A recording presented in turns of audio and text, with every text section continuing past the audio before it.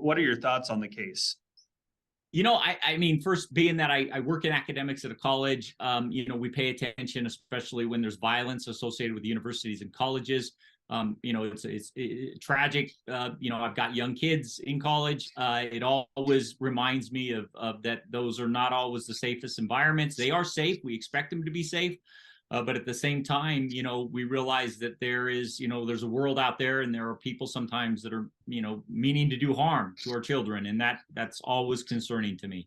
I look at this situation. This is a high profile case.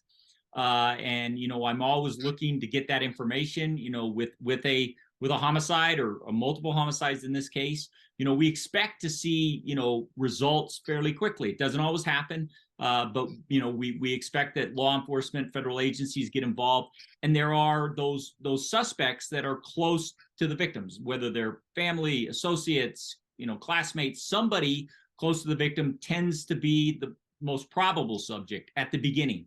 But we get a few days into it, and we don't see arrests, we don't see closure, we don't see people saying that we have a suspect, or we have good ideas, and the community is not at risk. We're seeing the opposite. Community needs to, take precautions. I noticed that there was a professor that came out and said he's canceling class. Grades are not as important as human life. And to me, that speaks that, nobody's in custody, and we want to make sure that these students are safe. That's, as an academic, that is one of my, that's one of my tenets, that they come first. Mm-hmm. And I think, part of it, people are just having a hard time wrapping their mind around the fact that 4 people were stabbed, and this person, able to stab 4 people with 2 roommates in the house and get away and still be running free now. Right. And again, as we look at, the possibilities, obviously we look closest to the victims, and we have 4 victims, we look closest to the victims as somebody that is the subject. But when you get a few days out of this, I start to worry about those true victim crimes, the true victim homicides, whereas the victims and the suspect aren't known to each other. And this is, and I hate to use the word, but a Bundy-like situation that we, saw down in Florida many decades ago. That this is, somewhat, I'm not going to call it random, because if this individual is unknown to them, there may have been some planning. There may have been, other precursors to what was going into that, for him to, organize and go in and commit a crime like this. At the same time, I don't take out that there is somebody close to these people, somebody that saw them, somebody that went to school with them, somebody that associated with them in the community or at work or in some type of endeavor, and they became fixated on them, and we have to look at that. Or as in some cases we look with school shootings, was this based on peer rejection or social rejection? Was somebody maybe have a weapon fantasy? Let me back up. Or maybe somebody has a weapon fanization, especially with a knife, because when we see mass killings, typically that's a firearm, and for somebody to use a knife is unique.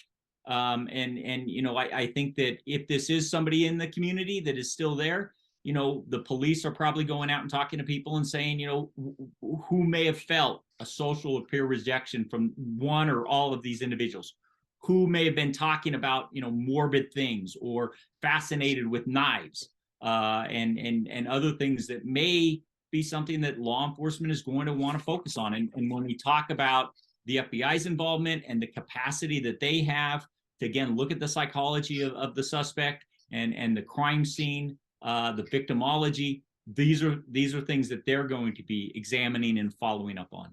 So definitely some profiling. I think we've heard that they are doing that. And I hope they are. In a case like this, whether it's 24 hours old or it's a few days old, that is one of the resources that the FBI can bring. And it's not just the people in Idaho. You're reaching out. The one strength, many strengths that the FBI has, but one of those is they can bring very smart people, into this, that aren't in Idaho, that aren't in Utah, that are literally across the country, but have specialties in these areas. They also bring, great investigative powers. They bring, the ability to look at a lot of different investigative leads, electronic. We leave a footprint everywhere we go now. There are cameras everywhere. We have satellites. We have other, tools that the FBI has to be able to track people down that may have been in that area or saying something or doing something. They bring those great resources and money sometimes, with other, means of getting, source information. And so that's going to be powerful and very helpful, hopefully, in this case. And do you think it complicates things given the fact that, we've heard this was kind of a party house, it's on Greek Row, all of these people are in the Greek community, a lot of friends going in and out. I mean, I just imagine, trying to narrow down if you did have some DNA, that would be really challenging, I imagine. It could. I mean, the fact that this is a college town, this is a college community, and when I say that, the neighborhood that they work, they live in, the area that it happened, people in and out, the characteristics of a college town and a college area and a college house. And that throws it in. The fact that they are in the Greek, the fraternities, sororities, people that they associate with, there's larger numbers. But we also have to remember, we've got the whole college campus. We have the town. We have the people that associate with the college students and these specific students in particular. Those are all areas that you have to run down the leads. And again, I'll go back to the Moscow Police Department is a certain size police department. They have specific capabilities. Bringing in those federal partners, bringing in the state police, you're able to run down a lot more leads than simply if you had 3 detectives trying to gather everything, because there is going to be a need to interview and contact and do research and analysis on a lot of different people, let alone when we start talking about that electronic footprint, the surveillance, the cameras, the phone pings, the cell phone towers that had people there, again, and going into other technologies that our federal partners probably have and hopefully are going to utilize in this case. And that takes resources. It takes, boots on the ground, but it also takes resources to have those expertise. When you add to that, the fact that the FBI brings, for instance, the BAU, behavioral and psychological profiling, that has to be broken down. Victimology has to be done on all the victims as to who they were, what was going on in their lives, who were they surrounding themselves. Then you're going to look at the crime scene. And that crime scene is probably going to have a significant amount of information for those people in the FBI that are going to look at the behavior of the suspect. What happened? What type of crimes were committed during that? Was there kidnappings or assaults, or was there a sexual assault? Was it an ambush? Was it overkill? Did it appear to be organized? Did the person bring the weapon with them? Did they take a weapon from the house? All those things are going to tell you a lot about who the suspect was and why those victims were chosen. And as I said, if this is a true victim crime, then I think that it becomes a little more difficult because we're not dealing with people necessarily in that community. And by true victim, kind of remind me what you mean by true victim. You bet. True victim crimes are those crimes where the victim and the suspect are going to have no connection. These are when we think about a Ted Bundy. When we think about, a serial killer like Israel Keys, these are, the victims are chosen, the crimes are well planned, they're organized, but there's a purpose to that. And I think what's interesting is if this person is outside their group, family, friends, associates, Greek community, college community, the actual community in Moscow, Idaho, that has a connection to the family or the college. If they're outside that, it again becomes a little more difficult to identify that individual. If they are within that group, we're going to be able to focus, and we're probably at some point going to contact them and interview them and talk to them about, if they have any information. And this might be hard to answer, but I mean, do you think they know who this person is at this point and they're just not saying? And here's the thing, in that profiling, we look at what are potential, you get some great subject matter experts in there, people that can look at crime scenes and victimology. And although it may not be perfectly scientific, you have some really experienced investigators with some good backgrounds, that can look at this and say, what does this appear to be based on what we have? Is it revenge? Is it power? Is it anger? Is it meant to terrorize them? Was there a financial advantage to them? Was it, robbery or burglary? And they can look at a lot of those and maybe then push themselves out to, who may be involved in that. Now, I'll say this, one of the things that with my experience in being involved with FBI and some of their investigations, one of the best things that they do is keep a good secret. And I think that as I work, in different things now as a private investigator, both on both sides, that is an important trait. I have to tell you that when I worked in investigations, we had what we call rule number one. Rule number one is don't say anything, because that information needs to be kept close. We can't get the media or family sometimes even knowing that information, because, again, it can tip people off, and sometimes minutes are important. It can redirect people's behavior and get them more prepared when we come knocking on their door, or surveillance, or wiretaps and things that we may be doing. And so I don't think it's unusual for the police to absolutely, and the FBI, not to say anything. This could be a good sign, meaning that they got a pretty good idea who this is, and they are working hard to identify them, to get the evidence, to move to the next point. At the same time, again, if we look at this as maybe a true victim or somebody that's outside that social circle of theirs, we may not know who they are right now. And that, to me, from the possibility that we don't know who they are, we don't have any information. This is not, and I'll get, with the FBI tracking, is this something that's happened somewhere else in the country in the last few days or weeks or months?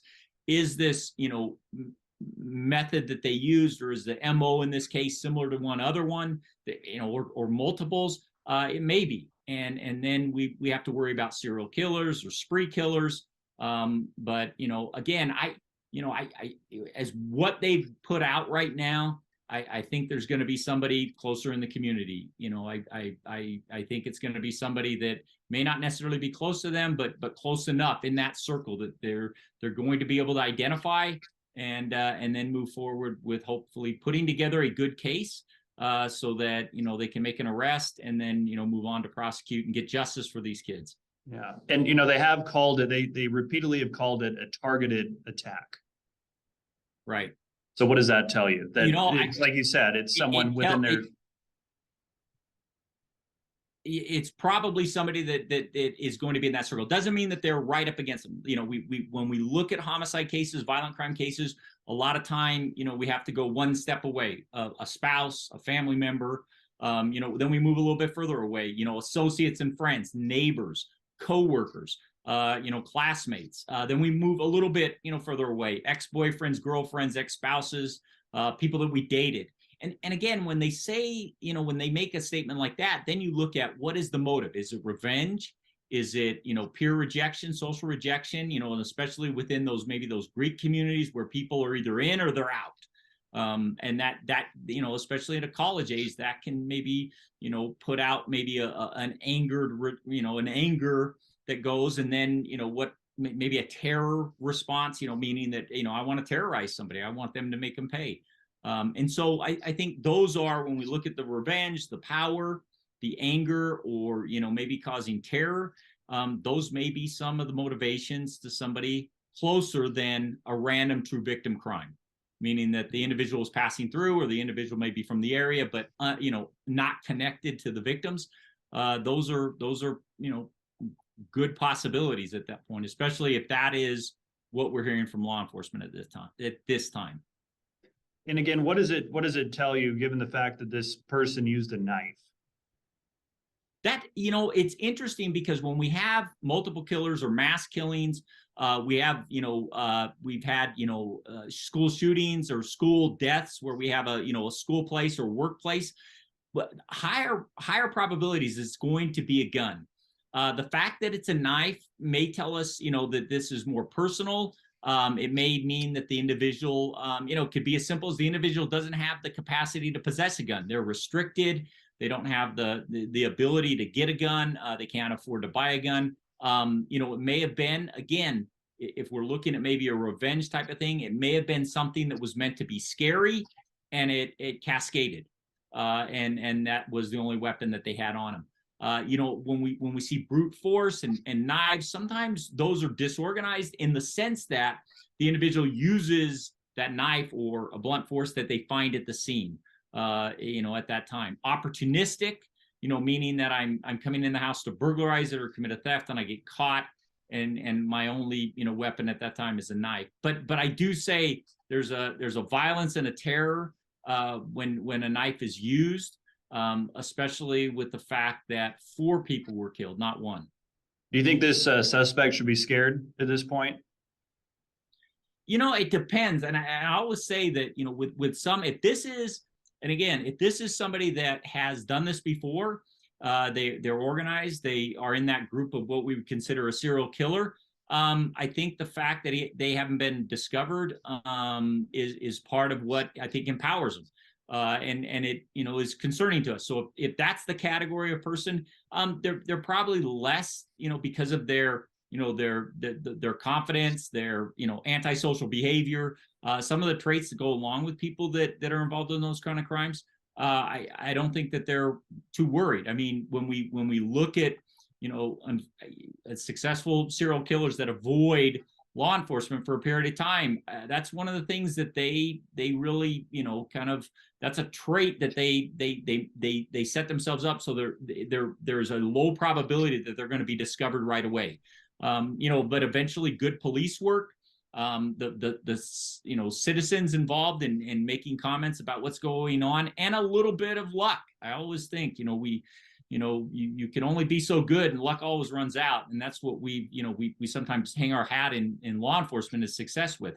If this is somebody in the community, this is somebody connected a little closer to the social, they should be worried. The truth is that if that is the person, they should be greatly worried, because I go back to, we leave a footprint. Everything that we do, things are different than 30 years ago when I started in law enforcement. I mean, there is the technology out there, the ability that law enforcement, and especially at the federal level, the ability that we can leverage and exploit things within technology makes it very, very powerful. License plate readers, video cameras, surveillance cameras, just about everywhere we go.